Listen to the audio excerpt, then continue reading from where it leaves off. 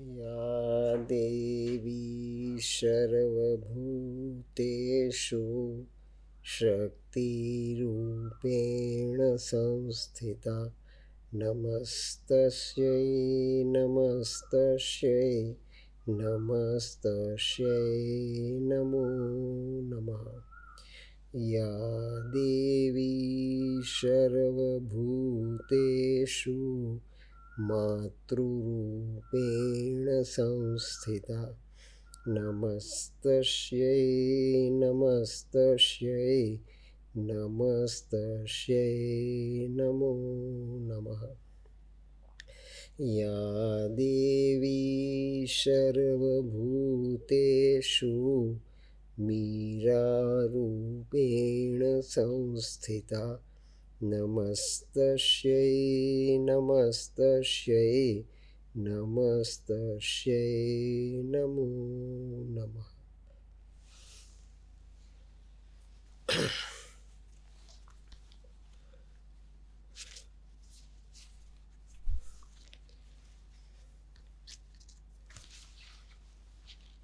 ડોંગરેજી મહારાજનું ભાગવત દર્શન મેં આપને સમજાવ્યું.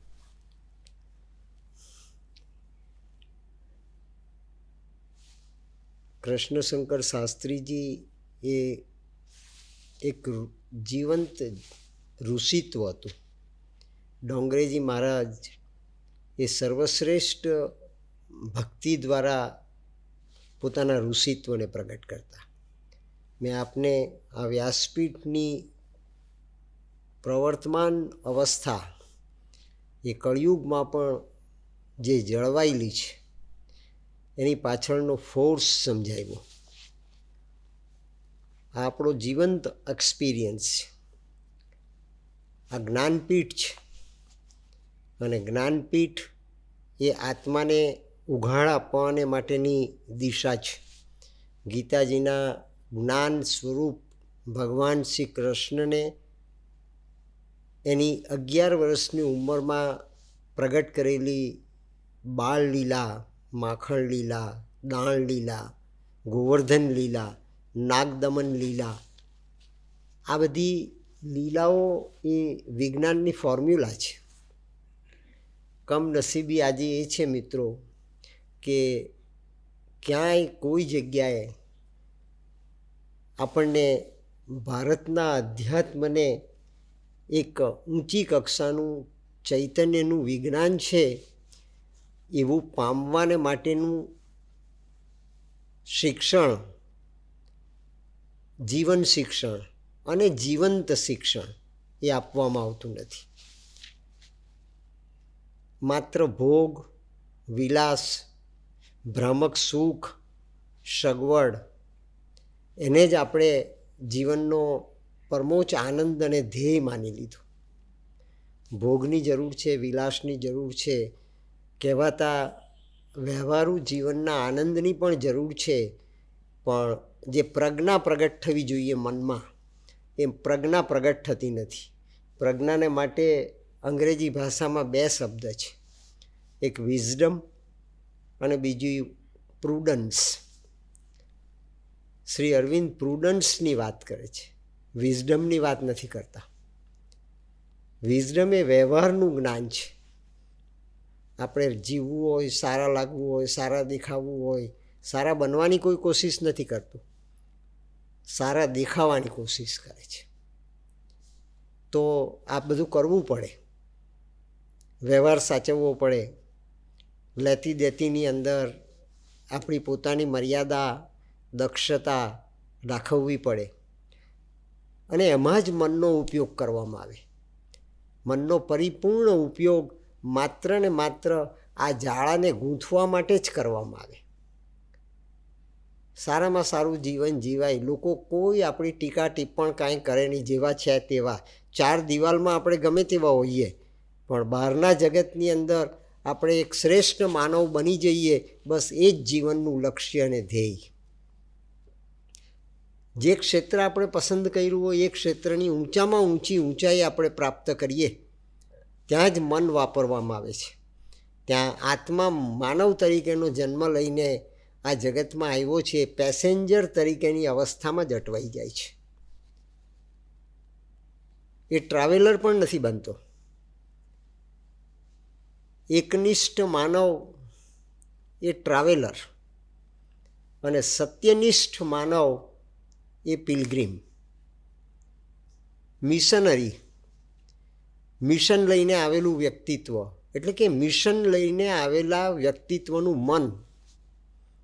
આપણે ન તો આપણા મનને ઓળખી શકીએ છીએ, આત્માને ઓળખવાની તો હજુ યુગોની વાર છે, મન પણ ઓળખી નથી શકતા. મનના આઘાત પ્રત્યાઘાતથી આપણે મનનું મૂલ્યાંકન કરીએ છીએ.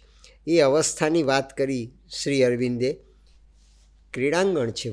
પરમાત્માનો આપેલો આ સંસાર એ મિથ્યા નથી. આદિ જગતગુરુ શંકરાચાર્યએ આ સંસારને મિથ્યા કહ્યો. કયો સંસાર? આ વ્યવહારનો. શ્રી અરવિંદ આદિ જગતગુરુ શંકરાચાર્યજીનું દર્શન છે બ્રહ્મ સત્યમ જગત મિથ્યા, અને વલ્લભાચાર્યજીનું દર્શન છે પુષ્ટિ માર્ગનું બ્રહ્મ સત્યમ જગત લીલા. એ બે વચ્ચેનું વૈજ્ઞાનિક સત્ય અનુભવીને પ્રગટ કરવા માગે છે. સંસ્કૃત ભાષામાં મિથ્યાના બે અર્થ થાય છે. મિથ્યા એટલે નકામું, જૂઠાણું, નોટ, જેનું કોઈ અસ્તિત્વ નથી, ભ્રામક, ઇલ્યુઝન, ભ્રમણા, એ મિથ્યા. અને બીજો અર્થ થાય છે મિથ્યાનો એવર ચેન્જિંગ, સતત પરિવર્તનશીલ. ગંગાના કિનારે ઊભા રહીને ગંગાના પાણીને જોઈએ એક સેકન્ડ, આંખ બંધ કરી દઈએ અને બીજી સેકન્ડે જ્યારે આંખ ખોલીએ ત્યારે એ ગંગા નથી જે આપણે પહેલાં જોઈ, એ તો પસાર થઈ ગઈ. તેમ life is an eternal flux of consciousness. એ પળે પળે પસાર થાય છે. આપણે પળે પળે મૃત્યુની દિશામાં જઈએ છીએ. આપણે પળે પળે આ જીવનના પદાર્થનો એને વ્યર્થ વાપરીએ છીએ. એ વ્યર્થતા અટકાવવાને માટે, અનુભવાતી એ મિથ્યા અવસ્થા અટકાવવાને માટે પરમાત્માએ આપણને મનનું આ યંત્ર, તંત્ર, શક્તિ અને સાધન આપેલું છે. મન એવ મનુષ્યાણામ કારણમ બંધ મોક્ષયો હો, એમ આપણા દર્શનમાં કહેવામાં આવ્યું. મન એ મનુષ્યના બંધનનું કારણ છે, પણ મન એ મનુષ્યના મોક્ષનું પણ કારણ છે. આ કેન્ટોને નામ આપ્યું છે શ્રી અરવિંદે રાજાનો યોગ, સોલ્સ રિલીઝ. આત્માને રિલીઝ કરવાનો માર્ગ. આત્મા જાળામાં ગૂંચવાઈ ગયેલો છે. આત્મા વીંટામાં વીંટળાઈ ગયેલો છે. આત્મા સ્પાઈડર્સ વેબની જેમ પોતાના જ બનાવેલા જાળામાં કેદી થઈ ગયો છે. આ એવા વીંટા છે જેને આપણે ઉકેલવા જોઈએ. અને વીંટાનો ઉપયોગ, મનના જે ગ્રુવ્સ છે, એ મનના ગ્રુવ્સનો ઉપયોગ આપણે આપણી ચેતનાની અંદર રહેલા સર્વોત્તમ તત્વને પામવાને માટે કરવો જોઈએ. એ સત્યને પામવાને માટે કરવો જોઈએ. મન એ આત્માને પ્રાપ્ત કરવાને માટેનું સર્વશ્રેષ્ઠ સાધન છે. એ સિવાય મનનો કોઈ બીજો ઉપયોગ નથી. આપણે તો સંસારમાં સર્વશ્રેષ્ઠ આપણા ભ્રમણાથી જે સ્વીકારી લીધું તે પામવામાં મનનો ઉપયોગ કરીએ છીએ.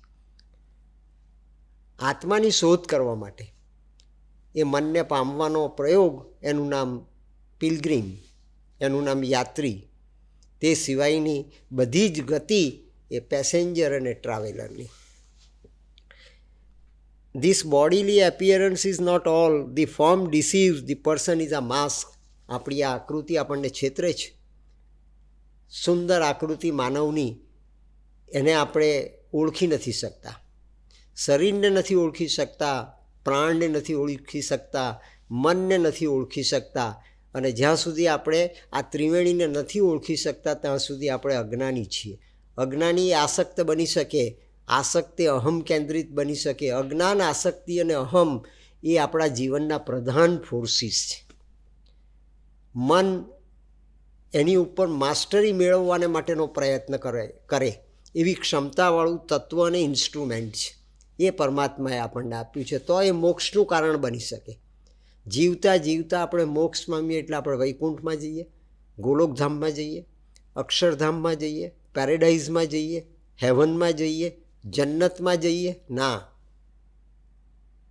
પરમાત્માની આ જે લીલા છે, પરમાત્માનું જે આ રાસલીલાનું કેન્દ્ર છે, મહારાસનું કેન્દ્ર છે, એને આપણે નિર્ભયતાપૂર્વક જીવી શકીએ, જાણી શકીએ, માણી શકીએ અને આપણા આત્માને એક ઉર્ધ્વ ગતિ આપી શકીએ, જેને આઇન્સ્ટાઈને વર્ટિકલ વેલોસિટી કહ્યું. આઇન્સ્ટાઈન 2 વેલોસિટી સમજાવે છે પોતાના વિજ્ઞાનમાં. એક હોરિઝન્ટલ વેલોસિટી, ઘાણીના બળદની માફક ગતિ કરવી, અને બીજી વર્ટિકલ વેલોસિટી. ટીવી ઉપર આપણે બધી સિરિયલોમાં, બધા નુસ્ખાઓમાં, બધા એન્ટરટેનમેન્ટના મનોરંજનના સાધનોમાં જે કંઈ જોઈએ છે, સાંભળીએ છીએ, વિચારોનું જે આક્રમણ થાય છે આપણી ઉપર, એનું ડિસ્ક્રિમિનેશન મન કરી શકતું નથી. તારી યુવાન પેઢી એનાથી ખોટી રીતે આકર્ષાઈને કોઈક પોતે બીજી દિશા પર દોરવાઈ જાય છે. વાંચન, ચિંતન, મનન એ આપણા મનને પામવાને માટેના શ્રેષ્ઠ રસ્તા છે. વિચાર એ મનનું ટોનિક છે. માટે ઋગ્વેદની અંદર પ્રાર્થના કરવામાં આવી. ઋષિમુનિઓએ તે જમાનામાં પ્રાર્થના કરી. જ્યારે સંજય દ્રષ્ટિ પ્રાપ્ત કરી શકાતી હતી, આત્મદ્રષ્ટિ પ્રાપ્ત કરી શકાતી હતી, દિવાલની આર પાર જોઈ શકવાની તાકાત જે ઋષિમુનિઓમાં હતી, એ સતયુગ છે. એ બાયોલોજિકલ ફ્રેમની અંદર ચૈતન્યનું જે વિજ્ઞાન છે અને ચૈતન્યનું જે તત્વ છે એને મન પર પ્રતિષ્ઠિત કરવામાં આવતું હતું. એ સાધનાનો માર્ગ હતો, એ યોગનો માર્ગ હતો, એ સત્યનિષ્ઠાનો માર્ગ હતો, વ્હાઇટ સિન્સિયરિટીનો રસ્તો હતો. એ પુનઃ આપણે કળિયુગમાં જીવવો પડશે. અને પરમાત્માની જે લીલા છે એ લીલાનું આપણે અનુસંધાન અને અનુશીલન કરવું પડશે. માત્ર વ્યવહારમાં કહેવાતી સુખ અને સંપત્તિની આ યાત્રા નથી, એનું અનુકરણ ન કરી શકાય. આપણી પ્રકૃતિની અંદર જે સત્વ છે તેને આપણે જાગૃત કરીને ડિઝાઇન પ્રમાણે જીવવું પડશે. જગતની અંદર એક માનવની પ્રકૃતિ અલગ અલગ છે. એ પ્રકૃતિને અનુરૂપ આપણે મન અને આત્માની ગતિનો અભ્યાસ કરીને એને પ્રાપ્ત કરવાનો માર્ગ પસંદ કરવો પડશે. આપણે આપણી સ્ટેટ ઓફ કોન્શિયસનેસને ઓળખવી પડશે. નો થાય સેલ્ફ, ક્રિશ્ચિયાનિટીમાં કહેવામાં આવ્યું. તું તારી જાતને જાણ. તો આપણે આપણી જાતને ક્યારે જાણવાની? તે કે અરીસાની સામે ઊભા રહીએ એટલે આપણે આપણી જાત ઓળખાઈ જાય. આપણે જોઈ લીધી કે આ હું કેવો લાગુ છું, હું કેવી લાગુ છું. એ નો થાય સેલ્ફ નથી. સાચું તત્વ છે તે આપણને ઓળખાતું નથી. જો ઓળખીએ નહીં ત્યાં સુધી bodily appearance is not all. આપણું શરીર જે દેખાય છે તે જ માત્ર આપણી આકૃતિ નથી. એ ઇન્ડિવિજ્યુઆલિટી છે, પર્સનાલિટી નથી.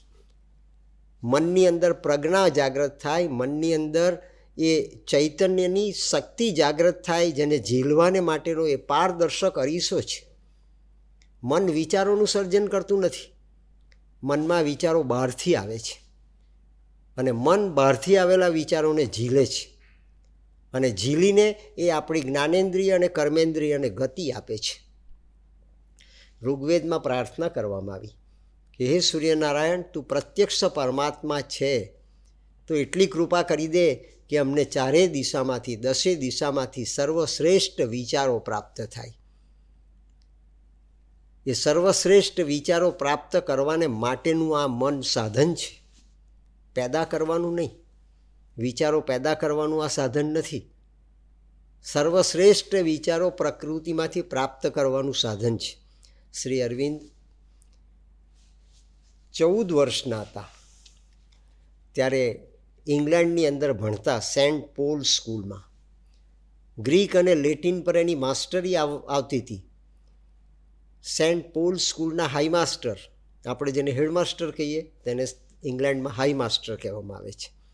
એ સેન્ટ પોલ સ્કૂલના હાઈ માસ્ટર એ એમને ભણાવતા પોતાના ઘેર, અને શ્રી અરવિંદ નાના સ્ટૂલ પર બેસીને હાઈ માસ્ટરની સામે ગ્રીક અને લેટિન ભણતા. એ અવસ્થામાં શ્રી અરવિંદ મનમોહન એમના ભાઈની સાથે ઇંગ્લેન્ડની અંદર ફરવા જતા. આજે પણ આપણે ઇવનિંગ વોક કરવા અને મોર્નિંગ વોક કરવા નીકળીએ છીએ એ રીતે જતા. થર્મલિયર લેક નામનો એક વિસ્તાર છે ઇંગ્લેન્ડમાં, એને લેક ડિસ્ટ્રિક્ટ કહેવામાં આવે છે, જ્યાં ઇંગ્લેન્ડના કવિ વર્ડ્સવર્થ પોતે ફરતા ફરતા એ કવિએ એ લેક ડિસ્ટ્રિક્ટની અંદર પોતાના પ્રકૃતિના અનેક કાવ્યો લખ્યા. અને પ્રકૃતિના કાવ્ય લખનાર અંગ્રેજ કવિ વર્ડ્સવર્થ, એ વર્ડ્સવર્થને પ્રકૃતિનો કવિ કહેવામાં આવ્યો.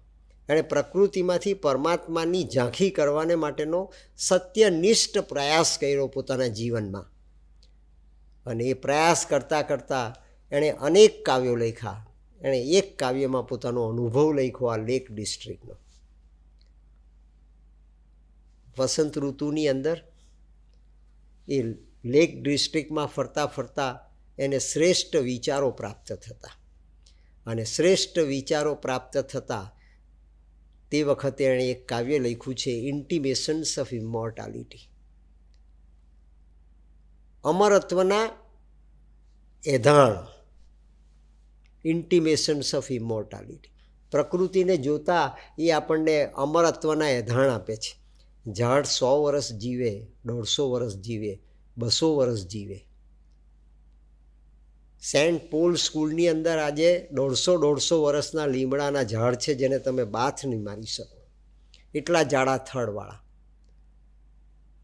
તો વનસ્પતિની સૃષ્ટિ, પ્રકૃતિની સૃષ્ટિ, એને ઇમોર્ટાલિટી, અમરત્વ આત્મસાત થયું છે. મનના માનવીને શા માટે ન થાય? માટીમાંથી જે ઝાડ ઉગ્યું એ જો આટલા વર્ષોનું આયુષ્ય ભોગવી શકે, આટલા વર્ષો સુધી જીવી શકે, આ માનવ એને કાપે નહીં તો આપણે તો પ્રકૃતિનો નાશ કર્યો. વર્ડ્સવર્થે લખ્યું ત્યાં, one impulse from vernal wood may teach us better than 100 sages. 100 સાધુ, 100 સંતો આપણને જે શીખવી ન શકે એ માત્ર વસંત ઋતુમાં પ્રકૃતિમાંથી આવતું એક મોજું આપણને શીખવી જાય છે. એક જ વેવ, એક જ વાઇબ્રેશન એ આપણને જીવનનું એટલું મોટું ડહાપણ શીખવી જાય છે જે 100 સંત પણ ન શીખવી શકે. અને એ એવા અનેક કાવ્યો એણે લખ્યા. શ્રી અરવિંદ પર એની અસર છે. એ જ લેક ડિસ્ટ્રિક્ટમાં શ્રી અરવિંદ કવિ વર્ડ્સવર્થની જેમ પગલાં માંડીને ફરતા અને લેક ડિસ્ટ્રિક્ટમાં લેક સરોવર, થર્મલિયર લેક નામનું સરોવર છે, એ સરોવરના કિનારે ફરતા શ્રી અરવિંદે પણ આ પ્રકૃતિ દર્શનને અનુભવેલું છે. જ્હોન કીટ્સ, બાયરન, વર્ડ્સવર્થના કાવ્યોનો અભ્યાસ કરતાં શ્રી અરવિંદે પણ અંગ્રેજી સાહિત્યનો જ નહીં પણ અંગ્રેજી સાહિત્યના રચનારાઓના આત્માની દ્રષ્ટિનો પણ અભ્યાસ કર્યો છે. મન એટલા માટે આપવામાં આવેલું છે. એ ઇંગ્લેન્ડની કેમ્બ્રિજ યુનિવર્સિટીનો અને સેન્ટ પોલ સ્કૂલનો અભ્યાસ એણે શ્રી અરવિંદને એવી દ્રષ્ટિ અને જીવન દ્રષ્ટિ આપી કે શ્રી અરવિંદ એ આવતીકાલના ભગવાન બની ગયા, આજના નહીં, આવતીકાલના. એ bodily appearance is not all. દેખાવમાં તો 2 પગ 2 હાથ ધરાવનાર, એક જ મન ધરાવનાર માનવી છે મિત્રો, પણ પરમાત્માએ આપેલી આ આકૃતિ એ પ્રકૃતિના સત્યોને પામવાને માટેનું પરમોચ્ચ સાધન છે. Bodily appearance is not hid deep in man, celestial powers can dwell. અંદર સ્વર્ગની શક્તિ, ગુહ્યમાં ગુહ્ય પરમાત્માનું જ્ઞાન એ નિહિત છે,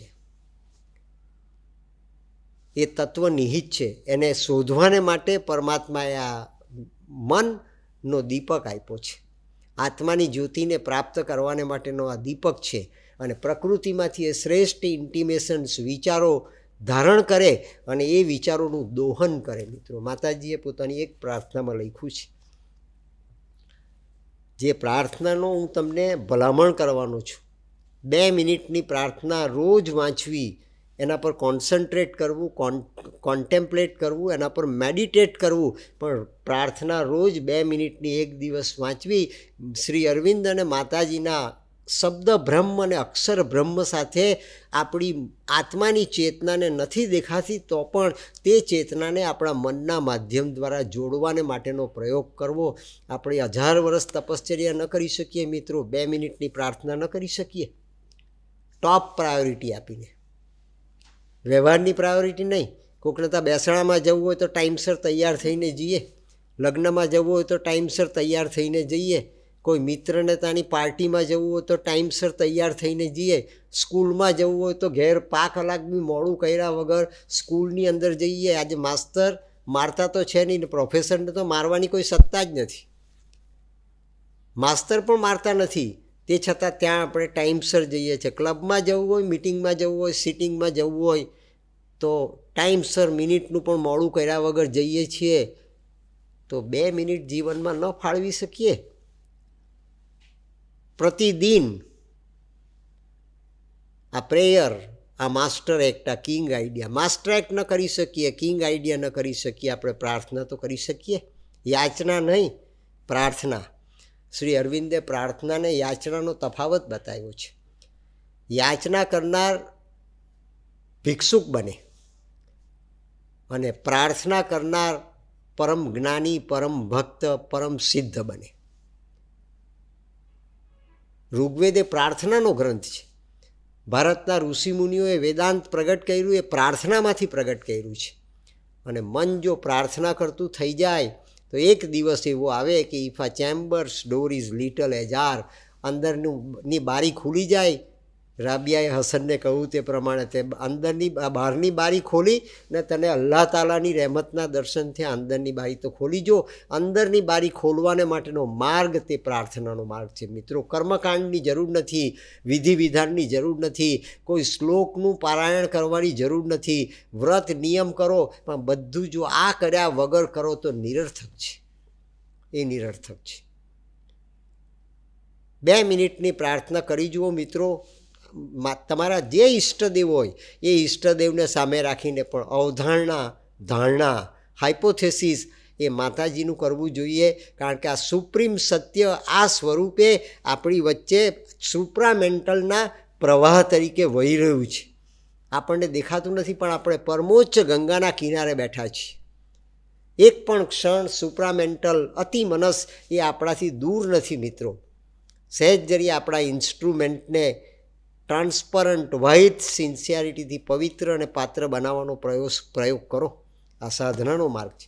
એક રૂમમાં બેસીને શ્રી અરવિંદે 40 વર્ષ આ સાધના કર્યા પછી આ બધા જ દર્શનોનો સમન્વય કરીને આપણે શું કરવું જોઈએ તેનો માર્ગ અશ્વપથી તરીકે પ્રગટ કર્યો છે.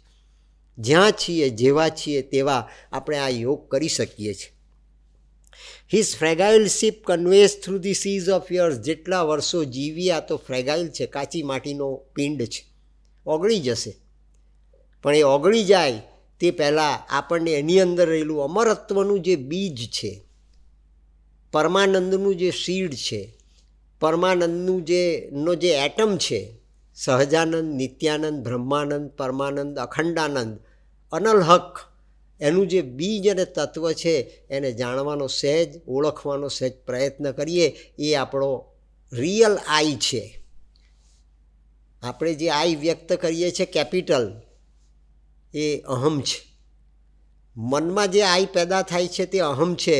પણ મનને અંદરના આઈનું સાધન બનાવી દઈએ તો મનનો આઈ ઓગળી જાય અને અંતરાત્માનો ટ્રુ બિઈંગનો આઈ પ્રગટ થઈ જાય મિત્રો. પણ આઈથી આઈને શોધવાનો માર્ગ આપણને ગૂંચવી દે છે, ભ્રમણા પેદા કરે છે. પણ આઈથી આઈ શોધવાને માટેની યાત્રા છે. મનના આઈમાં અટકી જવાનું નથી. એ આઈનો ઉપયોગ કરીને આપણે અંદર રહેલા આઈને, આપણું જે સાચું સ્વરૂપ છે, આ જન્મ જેણે લીધો છે આપણા માતા પિતાને પસંદ કરીને, તે આઈને શોધવાની જરૂર છે. An incognito of the imperishable. અંદરનો આઈ કેવો છે? ઇનકોગ્નિટો ઓફ ધી ઇમ્પેરિશેબલ, જેનું આપણે રેકગ્નિશન નથી કરી શકતા. કોગ્નિશન એટલે રેકગ્નિશન, ઇનકોગ્નિટો એટલે ન રેકગ્નાઇઝ કરી શકાય એવું તત્વ, ન ઓળખી શકાય એવું તત્વ. એ ન ઓળખી શકાય એવા તત્વને ઓળખવાને માટેનો મનના સાધન દ્વારા પ્રયોગ કરો તો એ ઓળખાય છે. ઇનકોગ્નિટો ઓફ ધી ઇમ્પેરિશેબલ. આ ગીતાજીનું અજો નિત્યો શાશ્વતો એમ પુરાણોનું અંગ્રેજી વર્ઝન છે. એને ઓળખી શકાય. In the mute strength of the occult idea. આપણને આજે તો લાગે કે આ તો બહુ અકલ્ટ આઈડિયા છે. બધા જ દર્શનોમાં, ગ્રંથોમાં, ગીતામાં, ભાગવતમાં બધે જ કહેવામાં આવ્યું પણ એ આપણને એ ઇમ્પેરિશેબલ તત્વનો અહેસાસ કરાવે છે. ઇમ્પેરિશેબલ, અજન્મા, અનંત, શાશ્વત, તેનો અહેસાસ કરાવે છે. ભાગવતજીમાં તમે આ દર્શન તો વાંચ્યું જ છે. ડોંગરેજી મહારાજે પણ કહ્યું, કૃષ્ણશંકર શાસ્ત્રીએ પણ અનેક વખત કહ્યું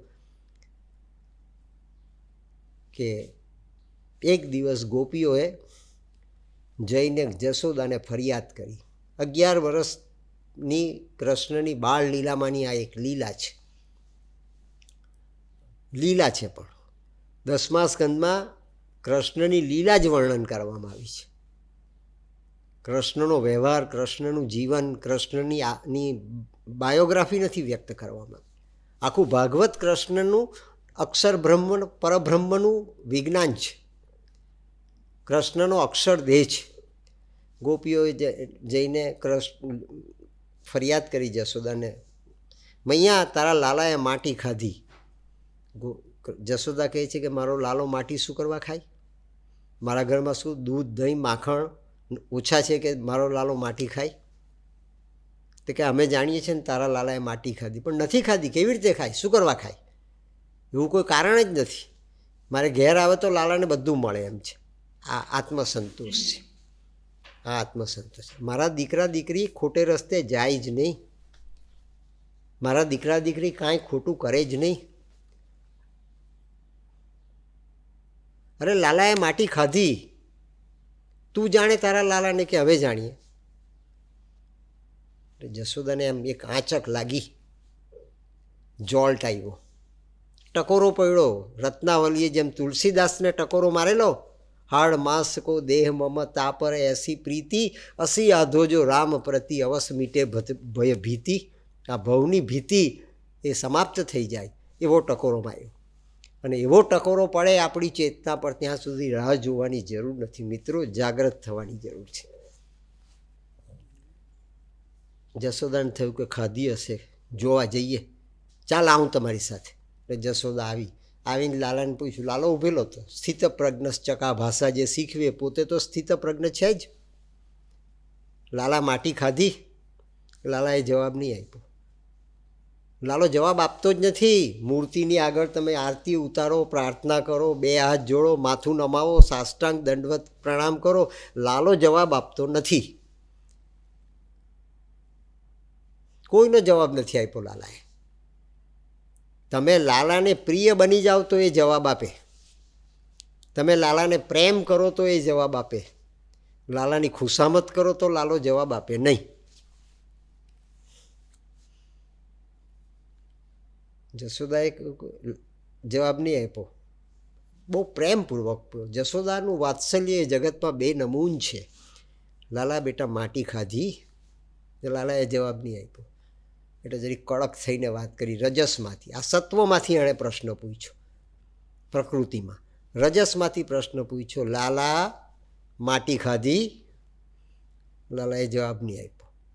એટલે તમસ જાગ્રત કર્યું. અને તમસમાંથી જવાબ, લાલા માટી ખાધી? લાલાએ જવાબ નહીં આપ્યો. લાલો તારા તમસને વશ થઈ જાય? જેણે પૂતના મારી, અઘાસુર માર્યો, બકાસુર માર્યો, એ તારા તમસને વશ થઈ જાય? જશોદાએ ઊંચકીને એક તમાચો માર્યો લાલાને ગાલમાં. ગાલ લાલ થઈ ગયો. તો પણ લાલાએ જવાબ નહીં આપ્યો. પછી ધીરે રહીને લાલાએ ગુસ્સો જોયો જશોદાનો, એટલે લાલાએ મોઢું ખોલ્યું. માટીનો નાનો સરખો ટુકડો એણે પોતાના મોઢામાં નાખેલો, તે બ્રહ્માંડ બની ગયો. The playground, little plot of mortality touched by the tenant became a playground of the living infinite. એ લિવિંગ ઇન્ફિનિટ બની ગયું, બ્રહ્માંડ બની ગયું. આ કૃષ્ણની લીલા છે. આ આપણા સાયકિકની લીલા છે. આપણા આત્મતત્વની લીલા છે. મનને ને આત્મતત્વને એવો સંબંધ છે. તમે તમસ, સત્વ અને રજસની પ્રકૃતિનો ઉપયોગ કરીને આ તત્વને જાગૃત કરીને પ્રગટ કરી શકો છો. જગત તેને તમારામાં જોઈ શકશે મિત્રો. જગત તેને જોઈ શકશે. In the mute strength of the occult idea. આ અકલ્ટ આઈડિયા માત્ર નથી, એની શક્તિ અને તાકાત તમે પામી શકો. ડિટર્મિનિંગ પ્રીડેસ્ટિન્ડ શેપ એન્ડ એક્ટ. દરેક જન્મમાં આ તત્વ, ચૈતન્યનું તત્વ, આત્મતત્વ, જેને શ્રી અરવિંદે મેં આપને કહ્યું છે 4 શબ્દો વાપર્યા છે, હું પુનરાવર્તન નથી કરતો. એ તત્વ, એ સાયકિકનું તત્વ, એ આ દરેક જન્મની અંદર જન્મ લઈને પોતાની બ્લ્યુપ્રિન્ટ, પોતાની જન્મોત્રી લઈને આવે છે અને તે ઉકેલતા જાય છે. જેટલો વખત ડેવિએટ થઈએ, આપણે પ્રકૃતિને ડેવિએટ કરીએ, દિશાહીન બનાવીએ, પદભ્રષ્ટ કરીએ, સ્થાનભ્રષ્ટ કરીએ, એટલો જન્મારો નિષ્ફળ જાય. મિત્રો, હિતોપદેશ અને પંચતંત્ર નામના ગ્રંથો લખવામાં આવ્યા ઋષિમુનિઓ દ્વારા રાજકુમારોને ડહાપણ આપવાને માટે. મેં આપને કહું, વિઝડમ નહીં, પ્રજ્ઞા, પ્રુડન્સ. એ પ્રુડન્સ આપવાને માટે પંચતંત્ર અને હિતોપદેશના ગ્રંથો લખવામાં આવ્યા. એમાં લખવામાં આવ્યું, સ્થાન ભ્રષ્ટાન શોભંતે દંતા કેશા નખા નરાહા. દાંત, નખ, વાળ એ સ્થાન ભ્રષ્ટ થયેલા શોભતા નથી. વાળને સ્થાને હોય તો બરાબર છે, ને તે અજામનો કચરો બની જાય. નખને સ્થાને સુંદર છે, ઉપર તમે પોલિશ કરીને બરાબર ચળકતા રાખી શકો. પડે કાપીને તો એ દળદર બની જાય. સ્થાન ભ્રષ્ટાન શોભંતે દંતા કેશા નખા નરાહા. દાંત પણ એવું 32 બરોબર હોય તો બહુ સુંદર લાગે. માનવી પણ એના સ્થાનમાં હોય તો તે શ્રેષ્ઠ લાગે. એ સ્થાન ભ્રષ્ટ થાય તો એ અશ્રેષ્ઠ બની જાય, ક્યારેક શેતાન પણ બની જાય. મન સ્થિર હોય તો આપણે સ્થાન ભ્રષ્ટ થતા નથી. એ મન સ્થિર થાય તો એ આપણને સ્થિતિ અને ગતિનો સરવાળો કરીને બતાવે. ડિટર્મિનિંગ પ્રીડેસ્ટિન્ડ શેપ એન્ડ એક્ટ. દરેક જન્મની અંદર એ પોતાની આકૃતિ તૈયાર કરે છે. એટલા માટે માતાના ઉદરની અંદર 5 મહિને પ્રવેશ કરે છે. મિત્રો, એ પ્રકૃતિને ધારણ કરે છે વસ્ત્રની માફક, આધારની માફક. પુષ્ટિ સંપ્રદાયમાં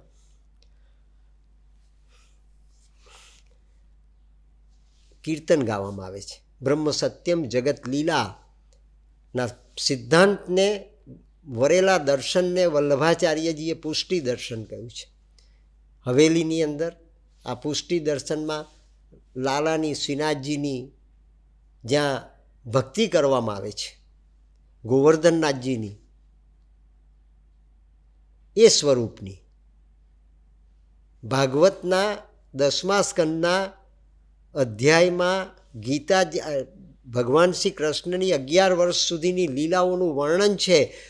11 વર્ષની ભગવાન શ્રી કૃષ્ણની આકૃતિ, એની અનેક સ્વરૂપે અને અનેક માર્ગોએ ભક્તિ અને સંગીતની પ્રાર્થના દ્વારા ભક્તિ કરવામાં આવે છે.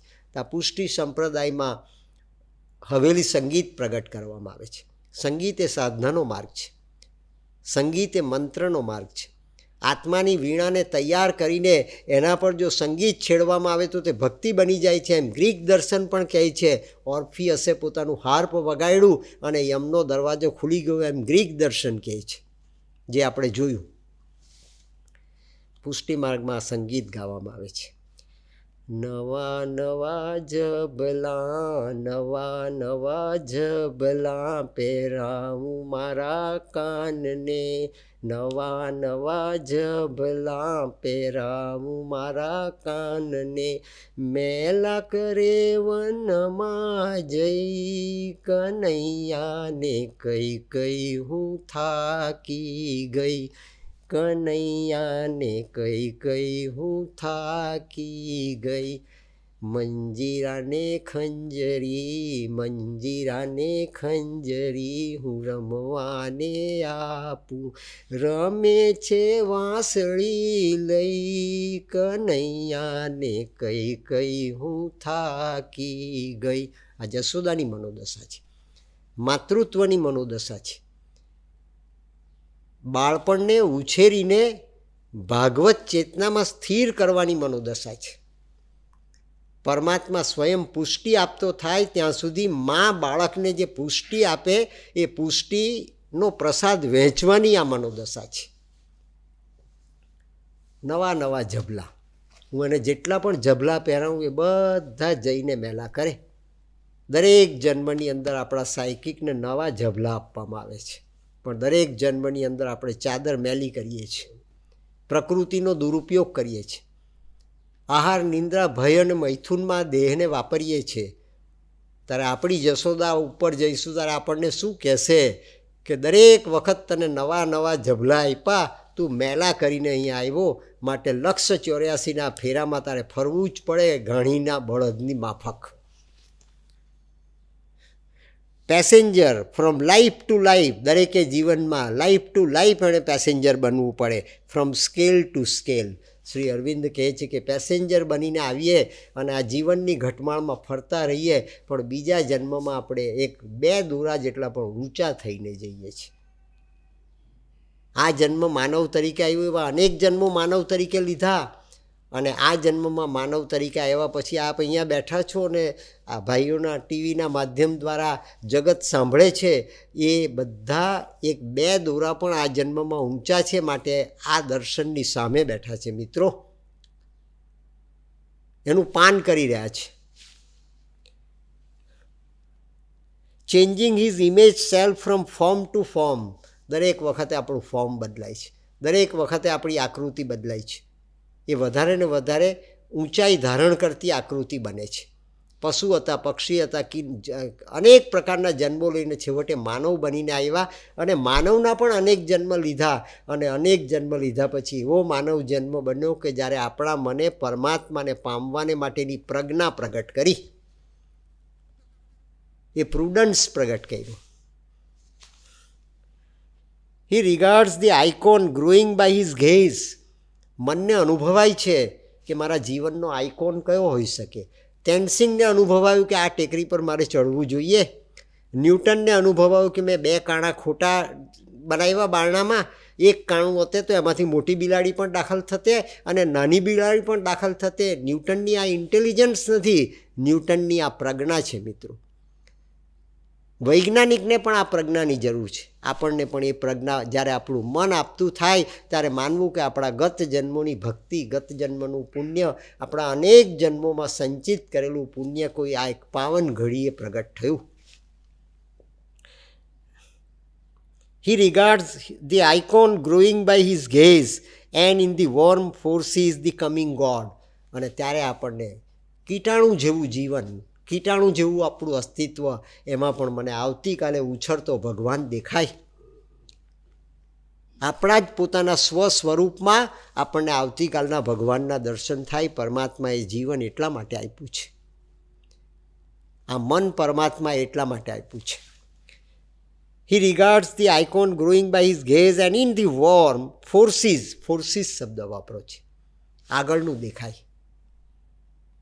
અને આ જન્મ તો એળે ગયો એમ લાગે મરતા પહેલાં, તો તે મિનિટે સંકલ્પ કરવો, માતાજીને યાદ કરવા મિત્રો કે આ જન્મ તો એળે ગયો, માં તું આવતો જન્મ એવો આપજે કે જે જન્મમાં શરૂઆત હું તારી દ્રષ્ટિ પ્રમાણે, તારી શક્તિ પ્રમાણે, તારી પુષ્ટિ પ્રમાણે કરું. એ પુષ્ટિ દર્શનનું વિજ્ઞાન છે. And in the warm forces the coming God at last. The traveler in paths of time arrives on the frontiers of eternity. અને એમ કરતાં કરતાં સ્વાભાવિક રીતે, સાહજિક રીતે આપણે ટ્રાવેલર બની જઈએ, પેસેન્જરમાંથી ટ્રાવેલર બની જઈએ. પેસેન્જર સમજાવું એટલે બાકીનું સમજાઈ જશે. આપણે જાણીએ છીએ કે બોમ્બે જતી, મુંબઈ જતી ગાડી આ પ્લેટફોર્મ પર ઊભી રહી છે, 4થા નંબરના પ્લેટફોર્મ પર.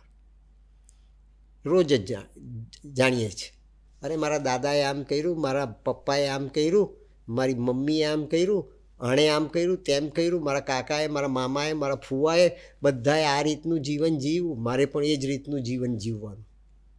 કેમ તે કે વ્યવહાર, અનુભવ. અરે અમારા કુટુંબનો, અમારા ખાનદાનની આ પરંપરા છે. આ આશ્વાસન છે, બધા આશ્વાસન છે. રોજ જાણીએ છીએ કે મારે આ પ્લેટફોર્મની પર, 4થા નંબરના પ્લેટફોર્મ પર બોમ્બે જતો આ એક્સપ્રેસ, સુપરફાસ્ટ એક્સપ્રેસ ઊભો રહી છે. આજે જવું છે બોમ્બે, નક્કી કરી દીધું કે મુંબઈ આપણું ધ્યેય, પ્રોગ્રામ નક્કી કરી દીધો આપણો કે મુંબઈમાં જઈને શું શું કરવાનું, તો કે આમ બધું કરવાનું. રોજનો અનુભવ છે. ટિકિટ લીધી ને ગયા તો ટ્રેનની વિસલ વાગી, હજુ પેલો આપણો ઓવરબ્રિજ ચડવાનો બાકી છે. શું કરવું? ટિકિટ ગજવામાં મૂકીને મૂકતા સીધા દોડ્યા, પ્લેટફોર્મ પર પહોંચ્યા ને ગાડી ઉપડી ગઈ. આ પેસેન્જર, કેટલા ચાન્સ, કેટલી બસ, કેટલી ગાડી આપણે મિસ કરી જીવનની અંદર. જરીક તૈયાર થયા, થપાટો પડે સમાજની, સંજોગોની, જીવનની, એટલે ઘડાયા થોડા. અરે બહુ સહન કર્યું. હું નાનો હતો ત્યારે આમ થયું, નાનો હતો ત્યારે તેમ થયું. સ્મૃતિનો ઉપયોગ આપણે આ પોલિશ કરવામાં વાપરીએ છીએ. તૈયાર થયા બીજી વખત આવું ન થાય એમ વિચારીને, ટાઈમસર ટ્રેનના પ્લેટફોર્મ પર પહોંચ્યા. ગાડી આવી એટલે જે ડબ્બામાં આપણને લાગ્યું એ ડબ્બામાં દાખલ થઈ ગયા. ગાડીમાં બેઠા તો ખરા, બધા બેઠેલા ફૂલ છે. હિન્દુસ્તાન જેવા દેશની અંદર ગાડી કોઈ દિવસ ખાલી હોય એવું તો કોરોનાએ શીખવું, બાકી બને જ નહીં. જોવું કે જગ્યા તો છે નહીં. આપણને રોજ અનુભવાય 365 દિવસ કે આપણી કોઈ જગ્યાએ જગ્યા નથી. ઊભા રહ્યા થોડા વખત, જરી શ્વાસ ઠેકાણે આવ્યો એટલે પછી પૂછ્યું કે આ ગાડી ક્યાં જાય છે? એટલે કોઈ પેસેન્જર ઊભેલો છે, ડાયો માણસ, એણે કીધું કે અમદાવાદ જાય છે. અરે મારે જવું છે મુંબઈના, તો અમદાવાદની ટ્રેનમાં બેસી ગયા. એવું કેમ થયું? આ એક્સપ્રેસ તો આ પ્લેટફોર્મ પર ઊભો રહે છે, હું સીધા પ્લેટફોર્મ પરથી બેઠો ગાડીમાં, અને આવું કેમ થયું? તો કે થાય તો એવું.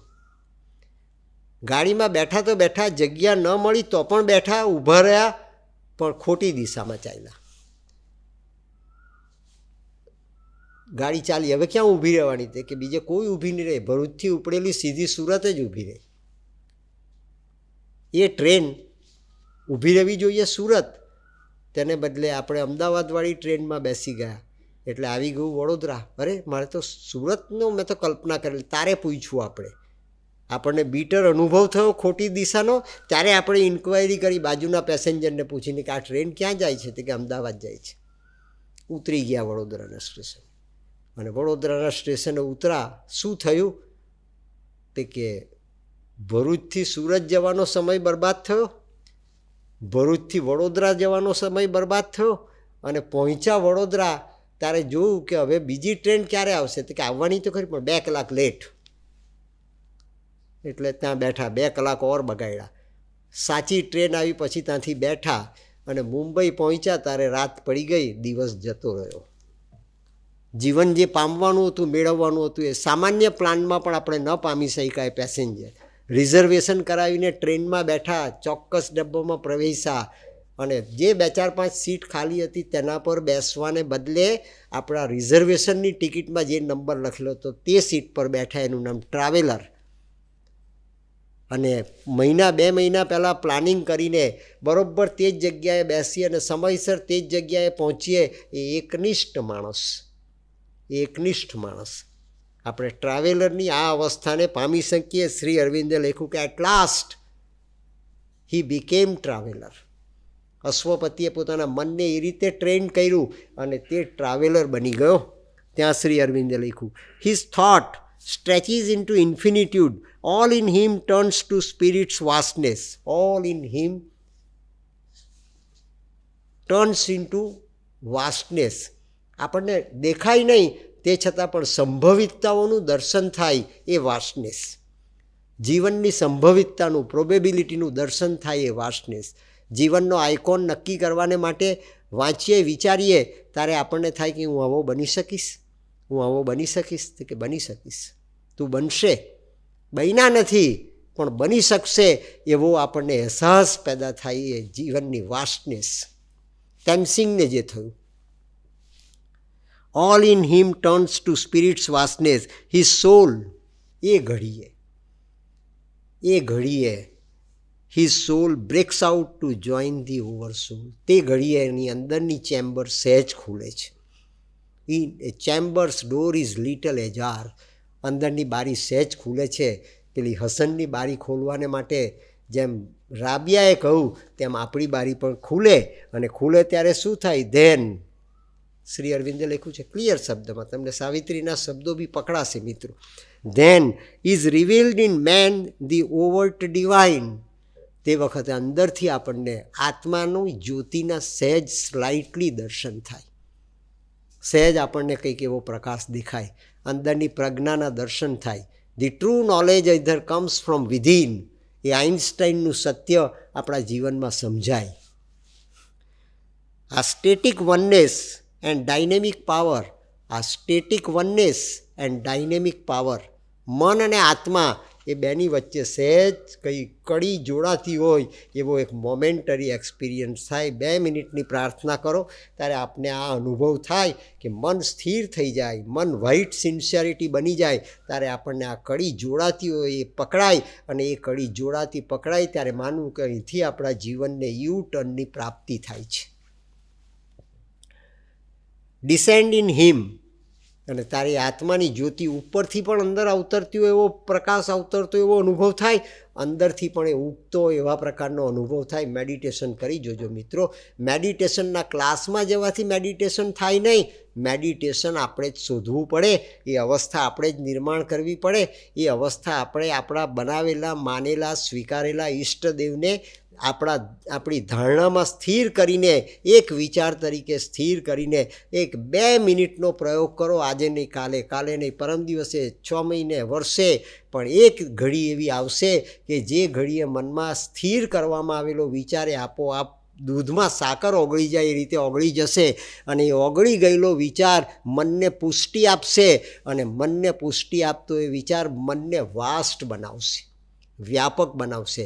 તમારું નાનું સરખું મન એ વ્યાપક બની જશે. માટે ડોંગરેજી મહારાજે ગાયું કે તું 14 બ્રહ્માંડનો ધણી, હું તને કેવી રીતે જાણી શકું, કેવી રીતે માણી શકું? તું તારા પગનો અંગૂઠો તારા મુખમાં નાખ, તારી આકૃતિને તું વર્તુળ બનાવી દે, તારી આકૃતિને તું સેન્ટર બનાવી દે, એટલો નાનો બની જાય, એટલો નાનો બની જાય, એટલો નાનો બની જાય કે મારા વડના પાંદડા ઉપર તું આખો ને આખો શયન કરી શકી એવી અવસ્થા તું મને આપ. આ અવસ્થા તે મેડિટેશન. આત્મા એનો પ્રકાશ આખા મન પર છવાઈ જાય. 2 વર્ષ જાય, 5 વર્ષ જાય, 10 વર્ષ જાય, તમારી પ્રકૃતિ પર આધાર રાખે. એ થયા પછી એક દિવસ એવો આવે કે આત્મા આખો ને આખો પ્રગટ થઈને એ મનના પારદર્શક સ્ક્રીનની ઉપર એ આવિષ્કારને પામે. જે સ્વરૂપે તમે ભક્તિ કરી, રામના સ્વરૂપે તો રામના, કૃષ્ણના તો કૃષ્ણના, બાળકૃષ્ણ તો બાળકૃષ્ણમાં, શ્રીનાથજી તો શ્રીનાથજી, અલ્લાહ તો અલ્લાહ, અને ક્રાઇસ્ટ તો ક્રાઇસ્ટ.